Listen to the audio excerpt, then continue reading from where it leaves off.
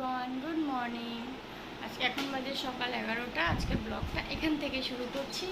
আর এই যে দুদিন ধরে খুব জ্বর, মানে প্রচুর জ্বর। কালকে রাত্রিবেলা সারা রাত খুব জ্বরে কান্না করছিল। এখন অনেকটা মেডিসিন দেওয়ার পর একটু ঠিকঠাক আছে। দিয়ে এখন আমার সমস্ত জিনিসপত্র নিয়ে বসেছে, মানে যত সব জুয়েলারিগুলো আছে সমস্ত নিয়ে বসেছে। ওগুলোর খেলনা বাটি এখন হয়েছে। আর না হলে রান্নাঘরে যাবে, বিরক্ত করবে, হাঁড়ি কড়াই নিয়ে টানাটানি করবে।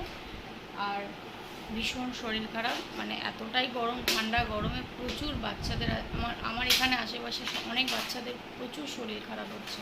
এত ঠান্ডা গরম, আর গরমটা অত্যাধিক, প্রয়োজনের থেকে অতিরিক্ত এখন গরম।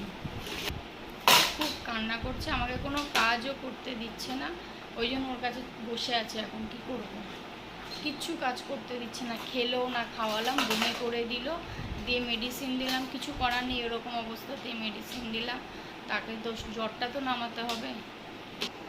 এখন যাব রান্নাঘরে। রান্নাঘর আজকে কোনো কিচ্ছু কাজ হয়নি, কিচ্ছু করতে দিচ্ছে না, খুব কান্না করছে। এখন ওগুলো দিয়ে আমি বসিয়ে রেখেছি, অন্তত এগুলো দিয়ে বসে থাক।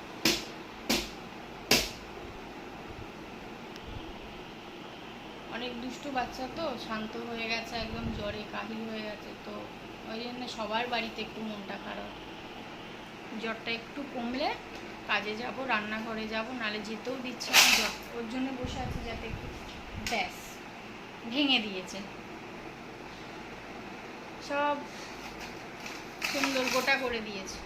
হ্যাঁ হ্যাঁ, তুমি ওগুলো নিয়ে থাকো। এবারে এখানে একটা ওদিকে ঢালছে, ওদিকেরটা ওদিকে ঢেললে আবার এদিকে করছে, এই তো কাজ। বাবু, তুমি সবাইকে বলে দাও তো, আমি তো আজকে খুব জ্বর, বলে দাও। এখনো গাটা গরম আছে, সকালে কোনো কাজ করতে পারিনি, এই বাসি কাজও ঠিকঠাক করে উঠতে পারিনি। এখনও কি নিজেও কোনো কিছু খাওয়ার কিছু সকালবেলা প্ল্যানও করিনি, কারণ ও ছাড়ছেই না আমাকে।